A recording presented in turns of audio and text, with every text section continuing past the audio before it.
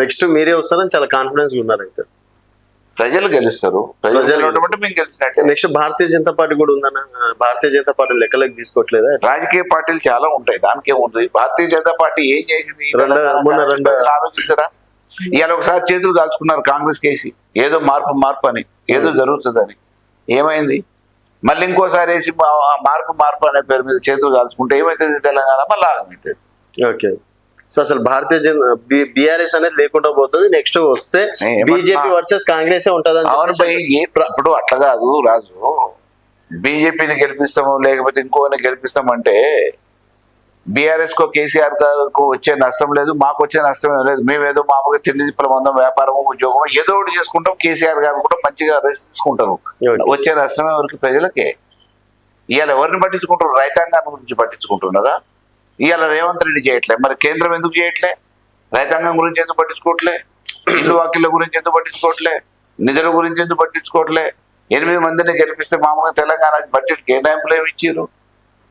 ఇక ఈయనోడు ఎండో మామూలుగా నేను ఆయన ఢిల్లీలో కూర్చుంటా పువ్వును చూసి చేస్తారు అని అంటే కాదు కదా.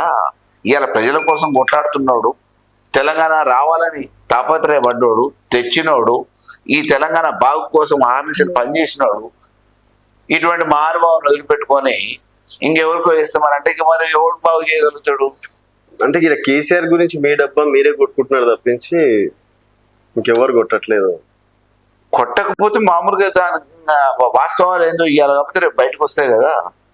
మేము డబ్బా అంటున్నాం, మా సామాన్యుడు రిక్షాకు పెట్టాయన్నాడు, ఆటో నడిపేటాయన్నాడు, బస్సు నడిపేటాయన్నాడు, వ్యవసాయం చేసేటన్నాడు, పర్ల గజిటన్నాడు, గొర్రెల గజిటన్నాడు, వ్యత్యాసం చెప్పేస్తాడు. అదే అన్న, ఇప్పుడు ఎగ్జాంపుల్ బీసీలకే ఒక మీరు బీసీ బిడ్డగా బీసీ ఎమ్మెల్యేగా ఈరోజు కులగణన చేసిండ్రు. దేశంలో ఎవరు టచ్ చేయని డేరింగ్ డాషింగ్. దానికి చైర్మన్ ఉత్తమ్ కుమార్ రెడ్డి తప్పల తడగ్గా చేసిండు. బీసీల జనాభా పెరగలేదు, అగ్ర కులాల జనాభా పెరిగింది అని చెప్పి చూపించిండు. దాన్ని పరిగణన తీసుకొని ఏం చేయాలి? నెత్తి కొట్టుకోవాలా? 42% రేపు అమలు చేస్తుంది కదా కేసీఆర్. 23% అమలు చేసిండు. 42% అమలు చేయమని పోయి నేను మామూలుగా తీర్మానం చేసిన, ఢిల్లీకి పంపించిన, జంతర్ మంతర్లో కూర్చున్నా, ఇక మామూలుగా మీరు చేయాలి చేపించుకోపోరు అని చెప్పేసి బీసీ సంఘాల మీద నెట్టి నేనేదో 42 చేస్తా అన్న. కామారెడ్డిలో అధికారంలోకి వచ్చినాక బడ్జెట్ ఎందుకు కేటాయించట్లేదు? 42% బడ్జెట్ లో అది నీకు చట్టం ఏమో అవసరం లేదు కదా, పార్లమెంట్ ఏమో అవసరం లేదు కదా, మోడీ పర్మిషన్ ఏమో అవసరం లేదు, రాజముద్ర అవసరం లేదు కదా. అత్యధిక జనాభా కలిగిన ఈ బలహీన వర్గాలకు 42% బడ్జెట్ లో కేటాయించు. ఎందుకు కేటాయించలే? ఇప్పుడు 2 సార్లు నిధులు బడ్జెట్ పెట్టినావు కదా, మరి బడ్జెట్లలో బీసీలకు ఏమో అవకాశం ఇచ్చినావు? ఎంతమందికి మామూలుగా నిధులు కేటాయించినావు? ఉద్యోగ విద్య విషయాలలో మామూలుగా నీ చేతిలో ఉంది కదా, చెయ్యి. రాజకీయ ప్రాధాన్యత కోసం 42% చేస్తా అని చెప్పేసి డబ్బా కొట్టుకుని ఓటు బ్యాంక్ రాజకీయాలు కాదు చేయాల్సింది. నిజంగా చరిత్రలో నిలిచిపోవాలనుకుంటే, చరిత్రకారుడు కావాలని అనుకుంటే, ఈ బలహీన వర్గాల అభ్యున్నతి కోసం పాటుపడాలనుకుంటే, మోసపోయిన ఈ బలహీన వర్గాలను కాపాడాలనుకుంటే నీ నిజాయితీని చాటుకోవడానికి 42% చెయ్యి. చేతగాని దద్దమ్మ లేకపోయి జంతర్ మంతర్ దగ్గర నేను ధర్నా చేసినా అని చెప్పేసి 4 నెమటేసుకొని పోయి నీకు అనుకూలమైన డబ్బా కొట్టించుకొని నేను చట్టం రికమెండ్ చేసిన పార్లమెంట్కి వచ్చింది, పార్లమెంట్ లో మీరు చేసుకోరు అని చెప్పేసి దద్దమ్మ మాటలు మాట్లాడితే ఎట్లా? అండ్ రేవంత్ రెడ్డి గారు మీరు ఇద్దరు టీడీపీలో ఉన్నప్పుడు సో మంచి అంటే ఫ్రెండ్లీగా ఉండేవారు. అంటే ఆయన సక్సెస్ అయ్యిండు, ఈరోజు సీఎం చైర్లో కూర్చుండు అని ఒక రకంగా ఒక ప్రౌడ్గా ఎప్పుడైనా అనిపించింది ఆయన? As a friend, okay sir, రాజకీయ as a colleague, as a friend, as a well wisher. వ్యక్తిగతంగా ఆయన అనుకున్న లక్ష్యానికి చేరుకున్నాడు. నాతో పాటు సహచరుడిగా సన్నిహితుడిగా ఉన్న వ్యక్తి ముఖ్యమంత్రి స్థానంలో కూర్చున్నాడు. నాకు కూడా అది ఐ ఫీల్ ప్రౌడ్. ఓకే. కానీ రాజకీయ పరంగా ఈరోజు ప్రజల్ని మోసం చేసుకుంటూ, నువ్వేదో మభ్య పెట్టుకుంటూ, ముడుపులు ఢిల్లీకి కప్పం కడుతూ, తెలంగాణ ప్రజలను కుచ్చుటూపు పెట్టి ఏదో పబ్బం గడుపుకుంటా అంటే ఒక రాజకీయవాదిగా సహచరుడైనా తప్పకుండా విభేదిస్తా కదా. సో మొత్తాన్ని ఫెయిల్యూర్ అంటారు. ఉన్న అవకాశాన్ని వాడుకోవట్లేదా? అరే ముఖ్యమంత్రి స్వతహాగా చెప్తున్నాడు కదా రాజు, అరే మామూలుగా నా ముఖం చూసి అప్పు ఇవ్వట్లేదు, వచ్చే నెల నుంచి జీతాలు ఇవ్వగలుగుతామో లేదో మీరు డిఏలు అడగొద్దు, ఇవాళ పరిస్థితి గందరగోళంగా ఉంది అని బడ్జెట్ లో కూడా మామూలుగా ఆల్రెడీ తెలిసిపోతుంది కదా, ఆదాయం పడిపోయింది కదా తెలంగాణ ఆదాయం.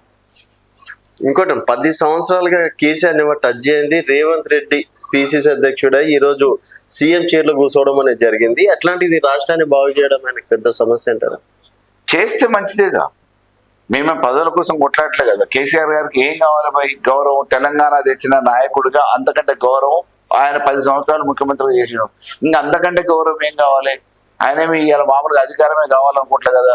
నీ చేతిలో, కాంగ్రెస్ చేతిలో మోసపోయిన ఈ ప్రజానికాన్ని కాపాడాల్సిన బాధ్యత ఉంది అని చెప్పేసి ఆ బాధ్యతను గుర్తించి తెలంగాణ ప్రజానికం కోసం ఆర్నిషలు పనిచేసిన వ్యక్తిగా, త్యాగం చేసిన వ్యక్తిగా, రాష్ట్రం సాధించిన వ్యక్తిగా ఆయన తుది శ్వాస నుంచి చివరి శ్వాస వరకు ఈ తెలంగాణ కోసమే బతుకుతా అన్నాడు. కాబట్టి చివరి రక్తం బొట్టు వరకు, చివరి శ్వాస వరకు ఈ తెలంగాణ కోసం ఆర్నిషలు పనిచేస్తాడు.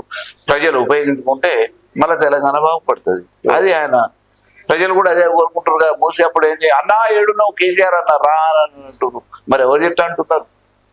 ఇవాళ ఆ మహానుభావుడు చేయబట్టి మామూలుగా ఏర్లు బారినాయి, నదులు బారినాయి, కాలువలు బారినాయి, చెరువులు నిండినాయి. ఇవాళ ఏడికాడికి ఎండిపోతున్నాయి. ఆ మహానుభావుడు ఏడున్నాడు, పుణ్యాత్ముడు రావాలని చెప్పేసి ఆడోళ్ళు మగవాళ్ళు అంటున్నారు, రైతులు అంటున్నారు కదా. ఆయన ఉన్నప్పుడు మాకు ధర బాగా వచ్చింది. ఇవాళ మామూలుగా మమ్మల్ని పట్టించుకునేటోళ్ళు లేడు. కళ్ళల్లో ధాన్యం ఖరాబ్ అయినా పట్టించుకునేటోళ్ళు లేడు. రైస్ మిల్లర్లు దోచుకుంటున్నారు, మా అన్యాయాన్ని అడిగిన వాళ్ళు లేడు అని చెప్పేసి ప్రజలు, రైతులు అందరూ చెప్పుకుంటున్నారు కదా. మరి ఇవన్నీ వాస్తవాలే కదా. అది అంటే మీ సోషల్ మీడియా సృష్టి కదా అని ఏమైనా ఆర్టిఫిషియల్ గా మనుషులతో మామూలుగా బొమ్మలు గీసి అనిపిస్తలేదు కాబట్టి మనుషులు నేనెట్లా మాట్లాడుతున్నానో వాళ్ళు కూడా అట్లే జనాలు మాట్లాడుతున్నారు కదా. ఇంకా ప్రత్యక్షంగా వాని ఊరు తెలుసు, పేరు తెలుసు, వివరాలు తెలుసు. మళ్ళీ ఒకసారి వాడు అవునా కాదా, మనిషిని ఏమన్నా డూప్లికేట్ తయారు చేసేట పోయి చూసినారు ఏముందాడా. అండ్ ఇప్పుడు ఈ సభ ఎట్లా ఉండబోతుంది చూసుకున్నట్టయితే ఎంతమంది రావచ్చు, మీ అంచనా ఏంది? సభ తర్వాత రాజకీయాలు ఏమైనా మార్పులు అట్టహాసంగా ఉంటది. ఈ తెలంగాణలో ఇప్పటి వరకు ఎప్పుడు జరగని విధంగా చాలా ఉత్సాహభరితంగా ఉంటది. ఊహించని ప్రజలు వస్తారు, లక్షలాదిగా తరలి వస్తారు, స్వచ్ఛందంగా వచ్చేస్తారు. మీ కోదాడ నుంచి రెస్పాన్స్ ఎట్లా ఉంది? మేము వస్తా అనేటోళ్ళకి సౌకర్యం ఏర్పాటు చేయలేక ఇబ్బంది పడుతున్నాం. ఓకే, మమ్మల్ని ఎందుకు తీసుకుపోరు అని చెప్పేసి మమ్మల్ని నిలదీస్తారు. మా గ్రామాల నుంచి మేము అవసరం అనుకుంటే దేని మీద ఒక దాన్ని చూస్తాం. కనీసం వాహనాలు ఏర్పాటు చేయండి, దానికి సంబంధించిన పెట్రోల్, గిట్రోలో, డీజిల్ ఏదైనా ఉంటే మేము పోసుకుంటాం, ఆయిల్ గీల్ కానీ మాకు వాహనాలను ఏర్పాటు చేయండి అని బతలాడుతున్నారు. ఆఖరికి మా జిల్లా నుంచి ఒక ఆయన ఉత్తరమే రాసింది కదా, సార్ మిమ్మల్ని చూడాలని ఉన్నది, 16 నెలల నుంచి మీ ప్రసంగం ఏం లేదు, మీ ప్రసంగానికి రావాలని మాకు ఆతృతగా ఉంది, ఆశగా ఉంది. దయచేసి మా విన్నపాన్ని మన్నించి మీ దగ్గరికి ఉత్తరం చేరాలని కోరుకుంటున్నాం. మా నాయకులకు చెప్పి బండ్లు పెట్టియండి అని చెప్పేసి ఉత్తరాలు రాస్తారు కదా సామాన్య ప్రజలు. అండ్ మీ నియోజకవర్గం సార్, అంటే ఇప్పుడు ఉత్తమ్ కుమార్ రెడ్డి గారు మంత్రిగా ఉన్నారు, వారి సతీమణి కాబట్టి డెఫినెట్ గా అంటే ఫండింగ్ విషయంలో కావచ్చు, నియోజకవర్గ అభివృద్ధి కావచ్చు, వాళ్ళకి చిటికలో పని కదా. అట్లా కాదు భయ్, కేసీఆర్ గారు శ్మశాన వాటికలు కట్టించిండు. ఈ దేశంలో ఎవడన్నా కట్టించిండు ఊరూరికి శ్మశాన వాటికలు? అంతకుముందు శ్మశాన వాటికలు కట్టక ముందు సామాన్యుడు, ఇల్లు వాకిలు లేనోడు, సెంటు భూమి లేనోడు చచ్చిపోతే శవాన్ని పెట్టుకొని ఎంత మనోవేదన చెందిన సందర్భాలు ఉన్నాయి. పూడ్చాలన్నా కాల్చాలన్నా కనీసం ప్లేస్ లేక వేరే వాళ్ళ శ్మశాన వాటికలకు రానియక ఇబ్బందులు పడ్డ తెలంగాణ ప్రజానికం ఇవాళ ఎంత మంచి వాతావరణంలో వైకుంఠ ధామాలలో చేసుకోగలుగుతున్నారు. ఎవడన్నా ఆలోచించండి ఒక నాయకుడు? గ్రామాలలో 60 సంవత్సరాల పరిపాలనలో, 70 సంవత్సరాల పరిపాలనలో ఊర్లు ఎట్లుండే, ఇవాళ ప్రతి ఊరికి సందుకి సిమెంట్ రోడ్లు. అది కేసీఆర్ పుణ్యం కదా. హరితహారం గ్రామాలలో ఈరోజు పచ్చదనం, ఎక్కడ చూసినా నీళ్లు, మంచినీళ్లు, ఆర్థిక వ్యవస్థ, చదువు కోసమో, పిల్లల చదువు కోసమో, పెళ్లి పేరంటం కోసమో అమ్ముదామంటే కొనే నాదులు లేకుండా అప్పుడు తెలంగాణలో తొండలు గుడ్లు పెట్టే ఈ భూమి మాకెందుకు అని చెప్పేసి వదిలేసారు. 1000-2000కి అమ్ముదామన్నా కానీ, తల తాకట్టు పెట్టినా కానీ కొనే నాదులు లేడు. కానీ ఇలా పొద్దుపూట చెప్తే సాయంత్రం లోపల 50 లక్షల ఎకరం అన్నా కానీ ఆగే పరిస్థితి లేదు. ఇవన్నీ చేసిన మహానుభావుడు కేసీఆర్ గారు కాదు. అటువంటి నాయకుడిని అంత ఈజీగా మర్చిపోతారా? ఓకే అన్న, చూద్దాం రేపు 27 తర్వాత ఏ విధంగా ఉండబోతుంది. అండ్ ఒకవేళ ఈ ఎలక్షన్స్, సర్పంచ్ ఎలక్షన్స్ కూడా త్వరలో వచ్చేస్తున్నాయని చెప్పేసి కూడా సీతక్క గారు ఒక అనౌన్స్మెంట్ చేశారు. మీ డెఫినెట్ గా ఈసారి బీఆర్ఎస్ బోని కొడుతుందా మీ దగ్గర? ఎలక్షన్లు పెట్టని ప్రజలు ఎవరికి తీర్పిస్తారో చూద్దాం. ఓకే. ప్రజలు ఎవరిని కోరుకుంటున్నారు ఇప్పుడు ఈ వ్యతిరేకత BJP అని చెప్పేసి మీరు ఇన్ని మాటలు మాట్లాడుతున్నారు కదా, ఎలక్షన్స్ లలో మనకి తెలిసిపోతుంది. ఓటే కదా ఫైనల్ గా, అవును, ప్రజలే కదా న్యాయ నిర్ణేతలు. సో నిజంగా వాళ్ళు ఎన్నికలు పెడితే ఏం జరుగుతుందో చూద్దాం. ఒకవేళ వాళ్ళు గెలుస్తాయని మీరు చెప్పిన అన్ని పొరపాటు అయినాయి అని చెప్పేసి ఒప్పుకుంటారు. అరే ఇప్పుడు ప్రజలు ఏం చెప్తున్నారు అదే నేను ప్రజల మాటగా నేను చెప్తున్నా. ఓకే, రేపు ఏం జరుగుతుందో చూద్దాం. చూసిన తర్వాత మేమేం ఒప్పుకోవాలి ఏం ఒప్పుకోవద్దు అనేది అప్పుడు ఆలోచిద్దాం. ఓకే అన్న, థ్యాంక్ యూ అన్న, థ్యాంక్ యూ సో మచ్ అన్న. అండ్ ఇది బుల్లా మల్లయ్య యాదవ్ గారితో స్పెషల్ చిట్ చాట్. మరొక గెస్ట్ తో మళ్ళీ కలుద్దాం. చూస్తూనే ఉండండి తెలంగాణ వెలుగు.